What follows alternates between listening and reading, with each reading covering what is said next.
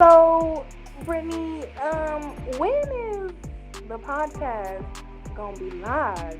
Because the people are ready.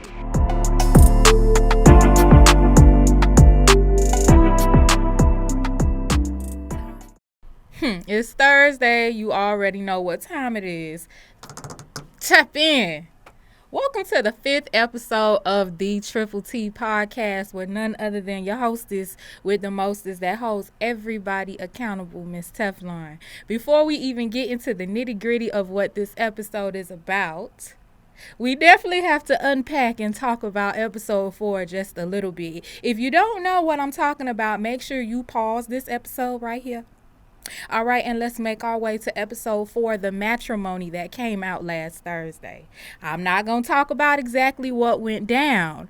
However, for those that did tune in, a few of you have been asking for an update. Now, of course, that was written in 2015. We are now in 2022, so I don't know too much. But during that time, I think a couple of months later, I actually ended up finding a Facebook page, because you know how it's, you may know this person, you should be friends with this person. And it was actually Andrea. And based off that Facebook, they were still together. She had the baby. And they just look like one big happy family. Cheers. Because boy, ain't no way, boy. Boy, ain't no way that could not have been me. Make sure you go check out episode 4 if you really don't know what we are talking about. All right, y'all. So before we even go into the nitty gritty of episode 5, you've seen the title. The title of this episode is called So Unpretty. Now, if you are a 90s head, even early 2000s, you know that TLC has a song called So Unpretty. And in that song, they definitely discuss self-esteem issues. Now, a lot of people think, oh, self-esteem issues, this is just going to be an episode for women. All women need to hear this, of all ages, that cliche stuff. Now, you could put that label on it if you want to, but honestly, I feel like men and women can benefit from what I wrote back in 2015 entitled So Unpretty. So I consider this, I've seen this on YouTube a lot, watching specific videos, that some people put trigger warnings in the beginning before you actually get into the episode. So consider this the trigger warning for any ladies that have been through any kind of self-esteem issues, insecurity issues, any types of abuse. And the same thing goes for men, all right? So this is your trigger warning. This is the Triple T podcast. We don't just talk about things that make us smile. All right. We don't just talk about things that are mainstream and things that are going on social media, on the shade room. Yeah, we may talk about it from time to time, but here at the Triple T podcast, Miss T, I speak, and I speak authentically always. And this is something that I know that at least one listener, if not any more, can benefit from this episode. All right. So make sure you have your glasses, if you dare, if you choose. Get comfortable, and let's talk. So Unpretty. So Unpretty is featured on my personal blog, Tea, Bree, and Breathe. All right, here we go. It all began in 3rd grade at Oak Grove Elementary School in my hometown of Miami. I already had the breast of a high schooler with a grown woman's set of hips to match, which is true. And my posterior was way too big for my own good, so that is 100% truth. By the time I was in 3rd grade, you could not tell that I was a 3rd grader. And a lot of girls in my grade was like, oh my God, I wish that I looked like you. I wish that I was developed as you. I wish I didn't have this flat chest. I wish I had a little bit more butt. And here I am in my 3rd grade year old body, hating the way I looked and the attention that I received because of it. And we'll talk a little bit more about that as we go more into the story. But that was me, uniquely me, and I hated it. My sight wasn't all that great, so of course I had a pair of glasses on my young face. And when I smiled, it sure was pretty until you zeroed in into my buck teeth. Alexa, make sure you play Crooked Smile by J. Cole. While most young kids didn't come to their sense of identity at this age, I was already in tune with mine. I knew that what I seen in the mirror every day was something I didn't want to deal with for the rest of my life. And I know you're probably thinking, damn, could it have really been that bad? Yes. Like I said, a lot of girls in my group, in my grade rather, and not just in my grade, girls period, during that time, like, the more older you looked, that just equated to how attractive you were, even though you are a little ass girl. Who is putting these standards on little ass girls to look like grown ass women? And here I am, a little ass girl, and I look like a grown woman, and I wish I could snatch every part of me and give it to a grown woman that's paying for it. That's how much I hated it. Let's go on. When most girls wanted the overdeveloped body I had, I wish I could cut it all off me. I often wondered how painful it would be to cut my breast off with a pair of scissors, just so I could live normally. Now, you're probably wondering, well, damn, how big was her? Listen, by the time I was in 3rd grade, I was definitely in a D cup. Now, you think about, on average, how old 3rd graders are, regardless if they have a late birthday or not. Pretty young, right? I had to consistently deal with nasty ass little boys. Oh, let me see you run. We in PE. Let me see you do jumping jacks. And here I am in 90-degree weather living in Miami. I got on a jacket, zipped up. I tried everything in the book to decompress my breast so much just so I would not get attention. How much I value just to be normal. And in my mind, normal was being flat chested or having, have a little training bra. You know what I mean? I don't even think my mom was ready for a lot of the things that I disclosed to her. Like, usually in that sense, in that chapter, 3rd grade, you're not thinking about, okay, I gotta go to JCPenney's and go get fitted for a bra. You don't think that. And even if eventually that will happen, because puberty will happen at some point, but that wasn't an accolade or an achievement for me. It made me very, very uncomfortable. I was only 10. I didn't deserve to have grown men staring at me like I was a piece of meat. That was the kind of attention that I had mentioned just a few moments before. Some of those girls desired that attention. I wanted none. And girls like that, they feel as though all attention is good attention. All attention is good attention. You are 10 years old. What good attention? How does that attention from somebody 16, somebody 17, somebody 18, somebody 21 lusting over you, desiring you, willing to manipulate you to have you? I didn't want no parts of that. I felt like things just could not stay this way. Them grilling me with their piercing eyes as my thighs would jiggle as I would power walk away from their eyesight. There have been many times I'm walking and men would just, yo, let me holler at you. Yo. I'm 10 years old. And again, to the average 10-year-old, quote unquote, these are the things that they want. Kids want to grow up fast. In that case, I wanted to be a kid. I just wanted to be a regular 10-year-old kid. I could go outside and play with my friends and run and jump freely, and I don't have to worry about everybody zoning in on my breast. As if I'm here to just, okay, move. Okay, I dropped this. Can you pick it up? Shit like that. Let's go on.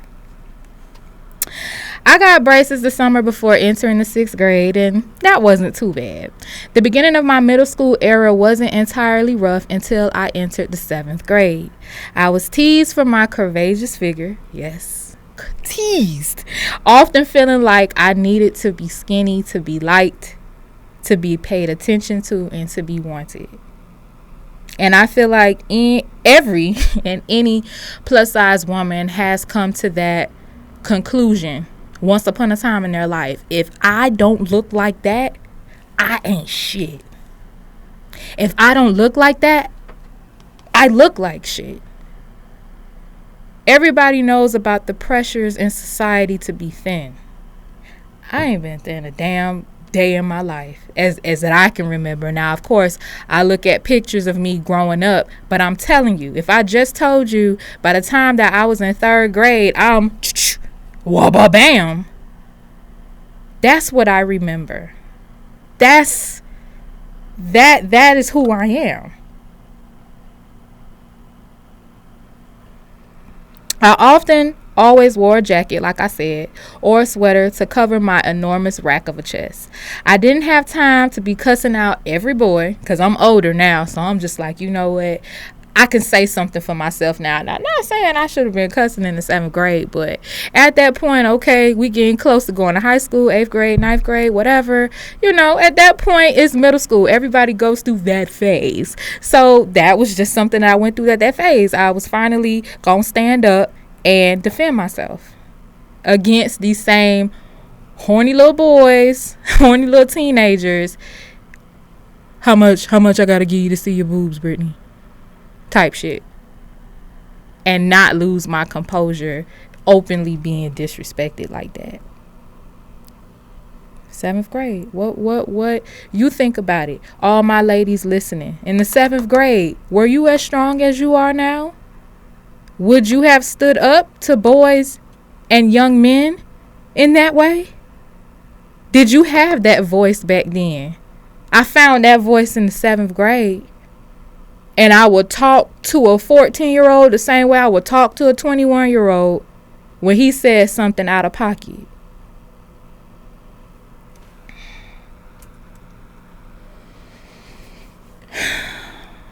I didn't have time to be cussing out every boy when they were asked if they were real, or when they asked to touch them, and most horribly grab one and attempt to run away.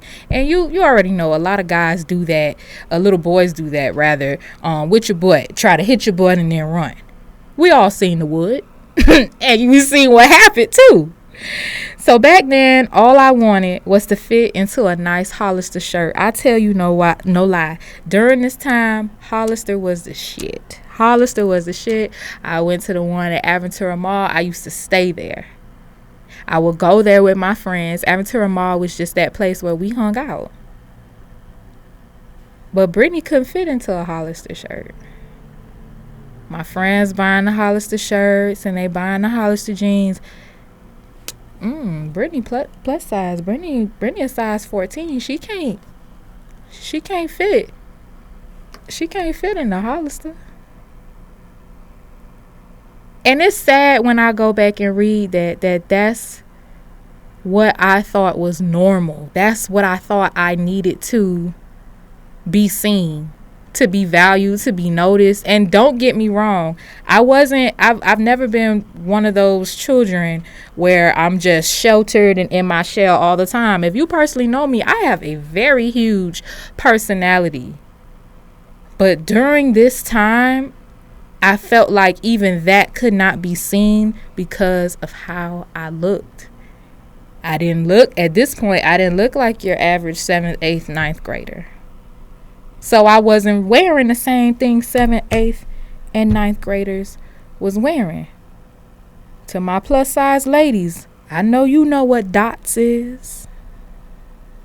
The Wet Seal plus size section. Forever 21 curve. Before all of that, plus size women, we didn't have much for fashion. But I did what I had to do, and I felt like at that time I dressed the best way that I could for my body.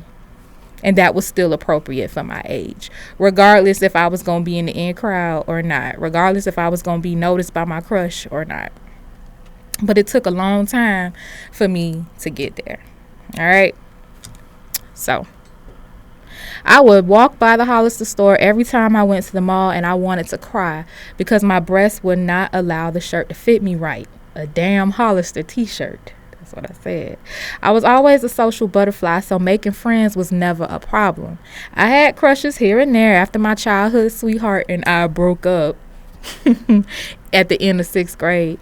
My personality was loud, bold, and sometimes boisterous, and it would never allow to portray the illustration of how poorly I felt about myself, all because I valued other people's opinion of myself, instead of indeed listening to and loving on myself. 100% true. So that's exactly what I explained. All right. I was great at hiding my pain. I was excellent at hiding my low self-esteem. And again, you're probably thinking, girl, you got everything that a woman would want. How could your self-esteem still be low? I'm telling you, I was willing to give those drugs away for free. As much pain and torment that it brought me mentally and also physically. What a lot of people don't realize is that having that much on you will mess your back up. And here I am, 13, 14 years old at this point. Time is going on. Back pain is increasing. I feel like I'm 60 damn years old. I'm 13 dealing with back pain, and I'm still trying to live life as a normal girl, normal teenage girl. But I got bra straps this thick. And when I wear halter tops because I want to fit in with my friends and what they wearing, you see the indents and the marks in my shoulder. Real ones know. Being a plus size girl, I would say any woman or any girl that's plus size now has it much easier. Much easier. So here we go. We in high school now. Freshman year of high school at North Miami Beach Senior High. Shout out to the Chargers. I think our class reunion is supposed to be next month. Somebody tap in and let me know. Of course, my shape didn't go anywhere. My breasts only got bigger, and unfortunately, I caught the attention of upperclassmen that probably didn't care what the heck my name was. They just knew they had to have me. I kept my distance and kept my close girlfriends right up underneath me. I finally got contact lenses, so remember at this point I had my braces. Those got taken off in the 8th grade. I had glasses pretty much up until freshman year. So before freshman year even started, before the school year started, I think maybe a month in advance, my mom took me to the eye doctor, did the whole contact test. You know, you have to show them that you know how to do it. Once I did that, I was like, oh, it's up. I'm going to start freshman year on a nice path, okay? I feel like I got a little bit of confidence now. I ain't got 4 eyes no more. I got 2. You can see them, nice, big, and brown. All right? Buck teeth wasn't so buck then, because things have happened since then. But back then, braces fresh off and wearing my retainers faithfully. That's a whole episode in itself about just braces, Invisalign, all that shit, bro. This shit is painful. But anyway, make sure you keep up with your retainers if you have wore braces. That was my mistake. But anyway, so I'm feeling like, all right, high school, maybe I can make these jugs work in there too. You know, I feel like I had a boost of self-esteem because I got rid of the glasses and now I'm in high school now, right? And you would think, as I'm reading this, a lot of girls in high school, they would want the attention of the upperclassmen. Not me. And I don't know if it has anything to do with me being a Cancer. I know y'all don't like to say, why you always got to throw zodiacs in it? But I do believe that there are characteristics to certain signs that do apply to each sign. And I just feel like with Cancers, we're very modest. Like, we know how to be all up in your face, but humbly. And I just felt like having that attention from upperclassmen already. I'm a freshman. And you know what? I wasn't boy crazy. I really wasn't. So maybe that had a lot to do with it too. But I didn't want that. I really didn't want a whole bunch of upperclassmen, especially football players, please no. All up on me, trying to get to know me or get some of me, right? So, like I said, I finally had got contact lenses. My braces had came off in the 8th grade, so my confidence did improve. My style skyrocketed because now we got those new stores. I remember Wet Seal. I lived in Wet Seal. You got your Wet Seal, you got your Charlotte Russe, you got your Forever 21, you got your Rainbow. You know what I'm saying? So I made it did what it do with my body and the little confidence that I had, right? But my breast, the jugs was still a problem. I still wasn't 100% in love with me, and it still was an issue. It didn't matter how much clothes I bought from Forever 21 and Wet Seal, and when I was dressing, it don't matter, because in the inside things were still unresolved. Things were starting to rot. Things were becoming ugly. So it didn't matter how cute my Aeropostale jeans were, because they had plus size.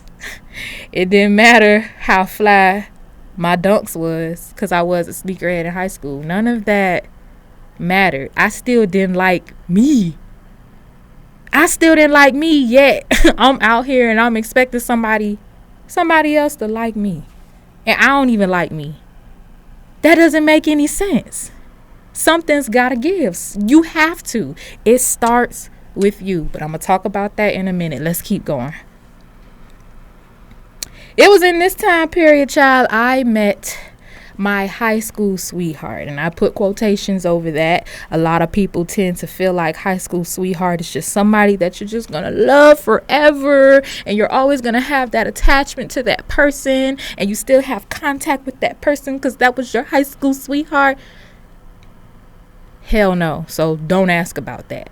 No update with that one. But in this instance, in the blog purpose, like I said, I do not reveal real names. You will not get any fame off of me. But in this aspect, we will call that quote unquote high school sweetheart Dread. All right. Dread was a sophomore. Remember, I'm a freshman.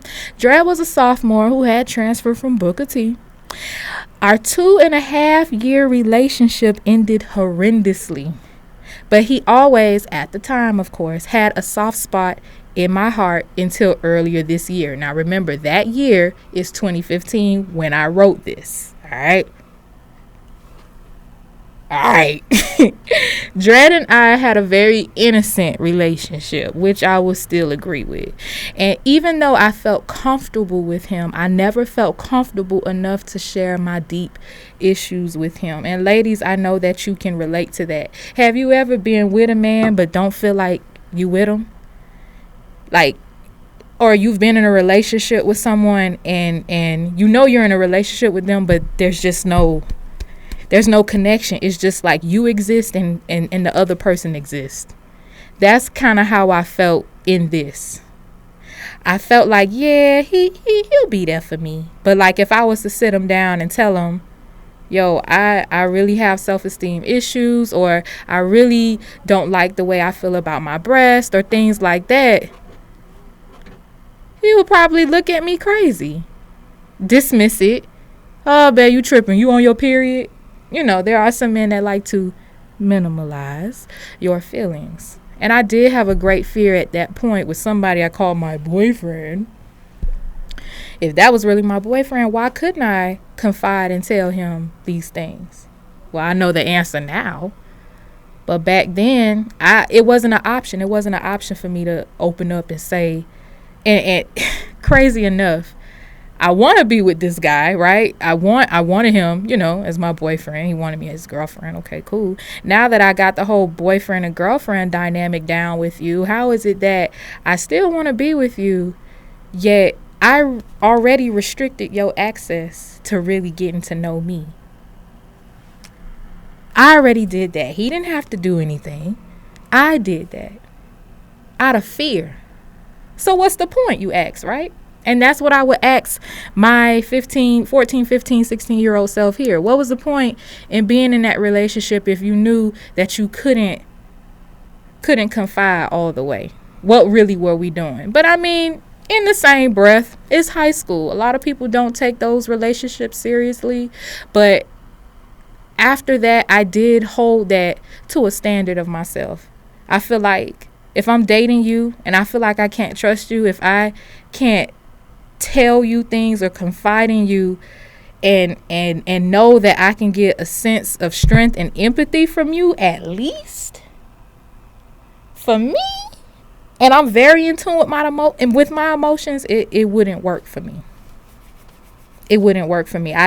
For me, emotional abandonment doesn't work for me. So if I feel like emotionally you will abandon me, you won't listen to me, you won't hear me out, you won't try to understand where I'm coming from, or as a man, because it's funny because I watched the Steve Harvey video the other day, and I actually sent it to Chef, and I asked him, because Chef is my man, and I asked him, do you agree with what Steve Harvey said? But Steve Harvey said that if they are with their lady and their lady has a problem, that's your lady. Wouldn't you help her find a solution? I hold stuff like that true. And I just felt like at that time, and who knows, maybe that was me asking too much, but I feel like I wasn't asking for enough. And I couldn't do that because I wasn't asking enough and holding myself to a certain standard. How am I ask this person to love me to the rainbow's end, and I can't even love my ass down the street? It'll never work. I'm here to tell you, it'll never, ever, ever work. All right, let's move forward. All right. So I didn't talk to anybody about my issues. Only person that knew was my mom. And for years, because of my breast, I suffered excruciating back pain. So for years, my mom went back and forth with our health insurance company to see if they would cover a breast reduction. And unfortunately, for years, they kept saying no. They considered the procedure to be cosmetic. And honestly, in 2022, I still feel like that's fucked up. You know that it is not really natural or norm for somebody of that age to have breasts that big, health insurance companies. And don't get it twisted, because I'm a nurse, so I work in these conditions. And right now, as I stated before, the state of healthcare and the state of nursing is at an all-time low. It's crazy right now. But to think that you would deny somebody that needed a surgery like that at that age, and not just for self-esteem issues, like I have highlighted before, my back killing me. I'm in activities, I'm socializing with other girls. I don't want to stop these activities and stop what I got going on because of my back pain over something that I couldn't control. I think that's wicked to consider that cosmetic when you can see medically it needs to be done. My doctors had told me numerous of times I needed to do something about that. With all that weight on my chest, eventually I could have developed sleep apnea. This is my life. So in those years or those months, however long that was, it was frustrating to know that the answer was just always going to be no. And this was just something that I was going to have to deal with until I was of age and until I had the money to do so. And in reality, I was thinking that would probably be at an undetermined date. Like, I don't know. I'm 14, I'm 15. I don't know.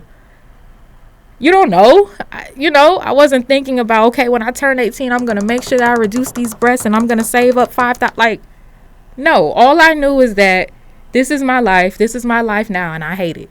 I'm not thinking about the time, when I'm legal enough or when I have enough money to do something about it. As a teenager, you're not thinking about that. You're thinking about how you feel right now and how your world is just crashing down. And in a sense, I did feel like that, and it was just a time ticking bomb.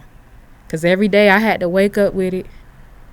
Every night I had to go to sleep, I still got to deal with it. Go out with my friends, I still got to deal with it. Going shopping with my friends, still got to deal with it.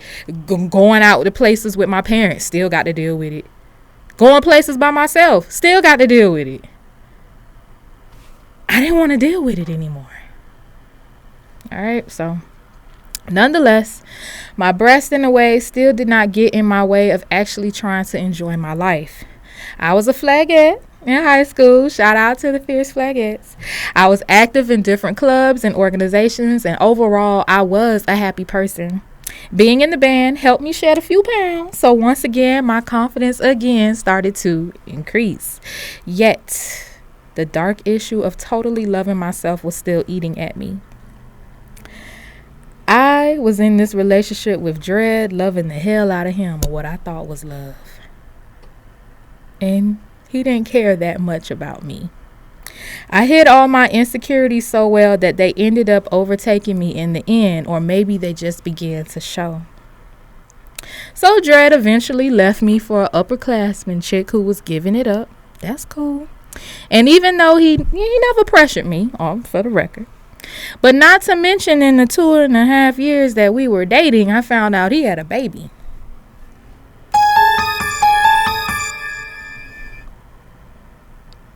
And the baby was 2.5. So what do you think that did to my self-esteem? Okay, so I'm already not feeling myself. We in a relationship together, and you make me feel like you feeling me, right? Even though you secretly don't know that I'm not feeling myself. So eventually you get tired of me not feeling myself and me not saying that I'm not feeling myself, and you find somebody else. Okay, that's cool. But the only part that you forgot to mention is that you had a whole child while we are together. You got somebody pregnant probably before we got together, whatever the timeline was. So if my self-esteem is already at a 0, numerically, how much lower does it go from that? And when I tell you, when I found out and how I found out, and that's probably an episode in itself, it crushed me. So it did absolutely nothing for the little work that I did put in at this point in high school. It didn't. So my confidence that I had a man, women, you know how we get, I got a man, yeah, he got me, who was loving me for me, quote unquote, shattered the shit out of me. I hit rock bottom mentally, and I was only left to pick up the pieces. That's how it always is. What you think the person that broke your heart is going to be there? Okay, let me get the crazy glue. They don't give a fuck. They did what they had to do, and they're out. So if I didn't love me, how could he? How could anybody at this point? But my life changed in June of 2009. I was a month shy of my 16th birthday, and I finally got approved to get my breast reduction. It was then, after a week of healing, after the surgery and going to my follow-up appointment, is where I discovered that I was a new person. So yes, you heard that right. When I was 15, a month before my sweet 16, and I had the biggest party, you better ask somebody. But anyway, before that happened, I had finally found one surgeon in Miami that not only wanted to do the surgery, medically recommended that I did the surgery, but he was the only surgeon that would do it regardless of my age. So there were other surgeons that was like, yeah, she needs this, but how old is she? Nah, she gotta be 18. I guess a lot of doctors didn't want to take that risk. You're doing surgery on a 15-year-old girl that at this point, I was, just to give you an idea, heading towards a G cup. They don't sell G cups. Do you know how expensive that was? And again, like for a girl having them thick ass bra straps with the mark, I'm telling you, marks and bruises all on your body, your back hurt. So I was very thankful that Dr. Richard Long, and he didn't pay me to say this, but I'm telling you, and I have referred other women to at least check him out, but he did my surgery, and I'm very, very thankful for him, and I'm thankful for his hands, but most importantly, I'm thankful for his heart, for being that only surgeon to say, I don't care how old this girl is, she needs this surgery. And that's what happened. That was probably one of the happiest days of my life. So here we are in the office. Here are your new breasts. I raised myself off the table. I looked in the mirror and I cried. I cried and I cried and I cried hard, but it was buckets and buckets of tears of joy. Because it was then at that moment I could call myself beautiful for the very first time in 15 years. Isn't that sad? It took me 15 years, little lost weight, braces off, contacts in, and a medically needed cosmetic surgery for me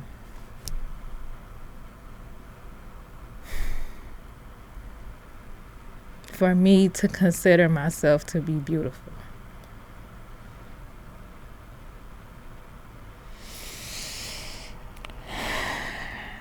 At this point, I feel like God finally answered my prayer.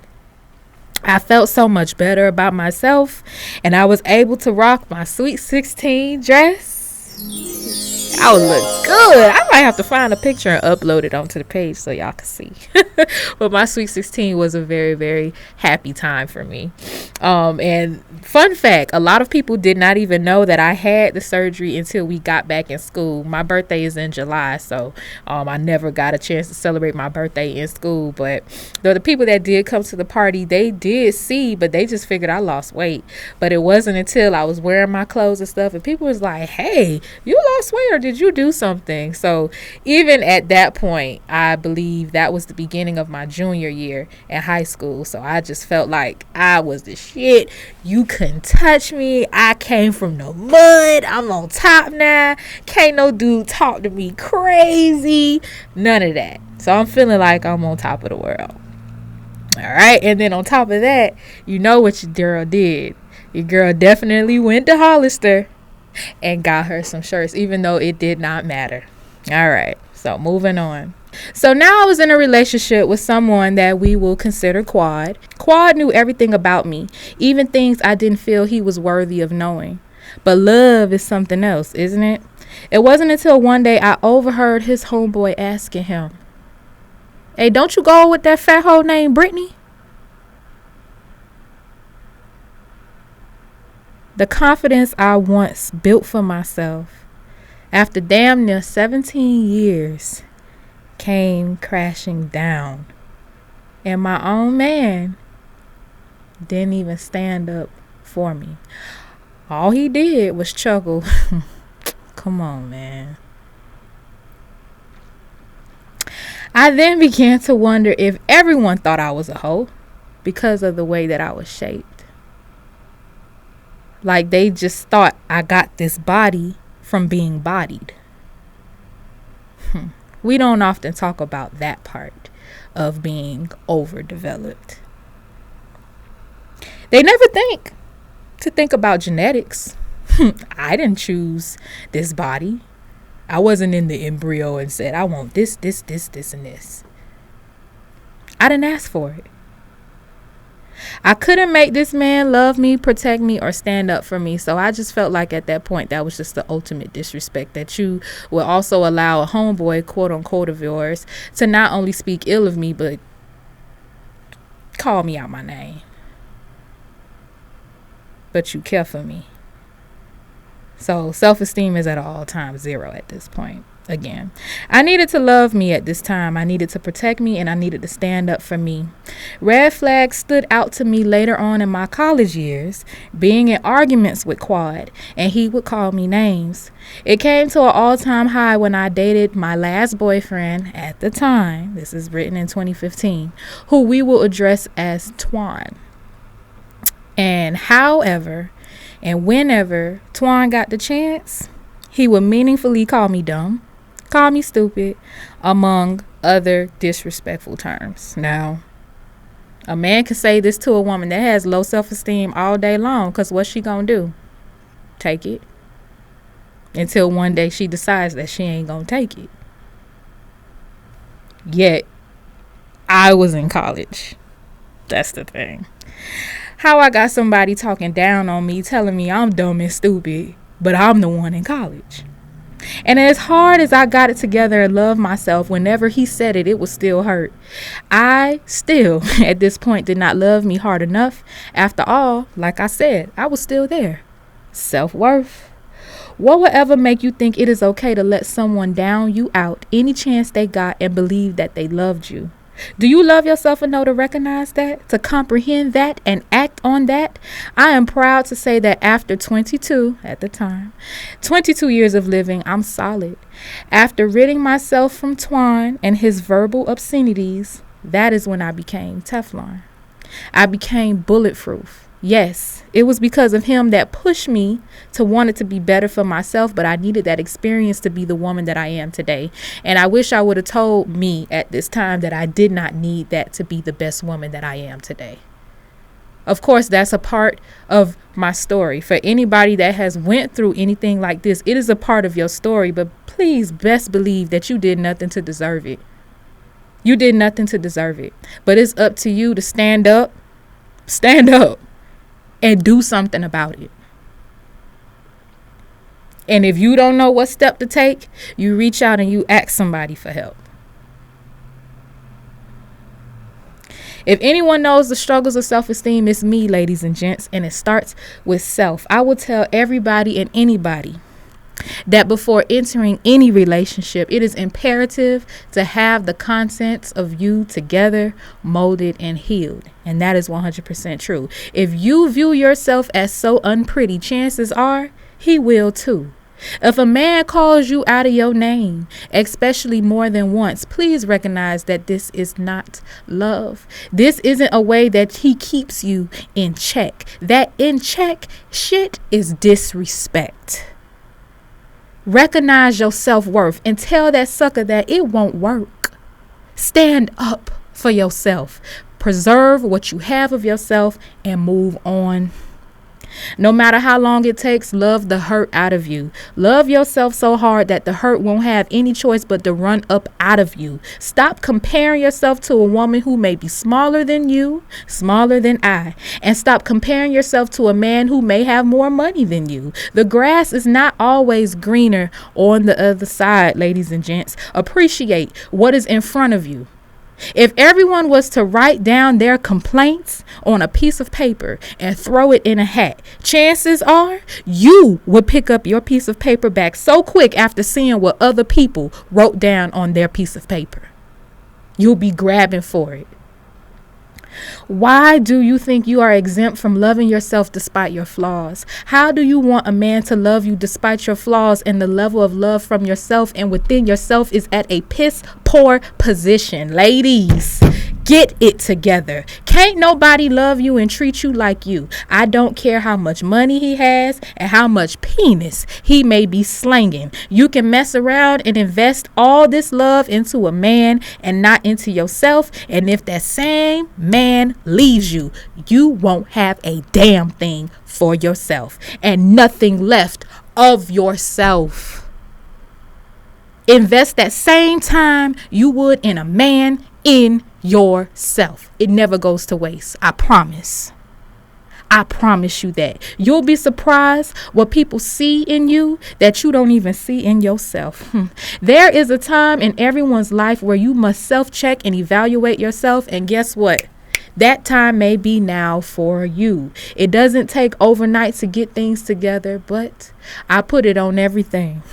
It is worth it. So wake up confident in yourself, loving what you see, and knowing that you are worthy of the absolute best. It helps you get through the hard times easier. Now, don't get me wrong. We all have our bummy days and where we feel butt ugly. That's normal. But the difference is knowing not to bask into what may be a temporary feeling for that day. You better know that you are as bad as they come. Get up. You stay preaching it to the next female and to the next Negro who wants to get at you. Preach it to yourself. Who are you really proving it for? To this day, And at this time, this is true. In my apartment, I used to write quotes on my mirrors with a dry erase marker. And when I was at the lowest point of my life, reading and saying aloud those quotes and affirmations is what got me through, along with the strong presence of God that I still have in my life, of course. Tell yourself you are beautiful, even when you don't feel it, even when you don't believe it, because one day you will. One day you will see it, you will breathe it, and you will speak it. Put that to work and be it. Bet. You believe everything a man tells you, don't you? Then believe what you are telling yourself. Power of the tongue. Believe that there is beauty in you, and forget any man or woman who can't see it within you. That is not your job. That is not your worry. I love myself for the very first time at 15 years old. I wish I could tell young girls all around the world that no matter how different you might seem to be physically, baby girl, you are beautiful. No matter if you are skinny, plus size, buck-toothed, cross-eyed, deaf, blind, pigeon-toed, knock-kneed, bow-legged, or if you have an amputation. It doesn't matter if you grew up rich, poor, or if you're dealing with an illness. There is beauty in anyone and everyone, and it's up to that individual to see it. That's it.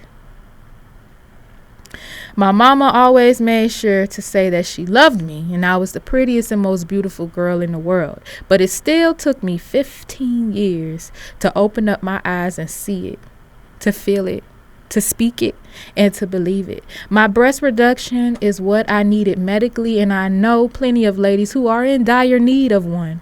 All I ask is that before you go under the knife, find the beauty in you first. Don't try to find the beauty after you've done it. Find it before. Don't let the knife define you. Ladies and gents, be sure that it is you who always defines you with love, confidence, and self-worth, all in between. And in the words of TLC, if you can't look inside you, find out who am I to. Put myself in a position to make me feel so damn unpretty. Love goes a long way. Self-love is everything. Make your life filled with longevity and beauty too. And there we have it, y'all. So unpretty. I did put that trigger warning in the beginning because I did talk about insecurity issues, self-esteem issues, and we did talk a little bit about verbal abuse. All right. I hope that this episode, though, most may see it as random, I hope that you have listened to it and received it, and it made you think about a time in your life. If you have children, talk to them about how they feel about themselves and their self-image. Little brothers and sisters, nieces and nephews, no one is exempt. This is a conversation for many years that has not been had, especially in Black families. That's something that we need to eradicate and correct. I'm telling you, once you have defined that love within you and you hold that to a standard, you won't let anybody disrespect that anymore. And for some people, they need constant lessons. Just gotta keep running into it until it finally sticks. That doesn't have to be your story. For some people, it is. Whatever path you take, though, the goal, the destination is that no matter what happens to you in life, you have to make sure that you still love you. That is one of the very few things that you can guarantee of yourself. All right? And with that being said, I didn't get a chance to finish my champagne. Make sure that you finish your glass. I thank you all so much for listening to episode 5 of the Triple T podcast. So Unpretty. I thank you. If you feel like you need to have a conversation with yourself or with others about this topic, you already know you got my full support to do so. And if any ladies need to reach out to me about anything that I have said in this podcast, or even details about what I had to endure, especially with my breast reduction, I have no problem with answering those questions. You guys know how to reach me. Per usual, make sure that you follow the page at the Triple T Podcast. Catch up with your girl at the the Teflon Diva. And if you love yoga, want to try to get into yoga and try to figure out what meditation is, make sure you follow at SoulFlowYo, which is my yoga business. I thank y'all so much. Thank you for tapping in for this Thursday. Get ready for episode 6 next week. Holla at me.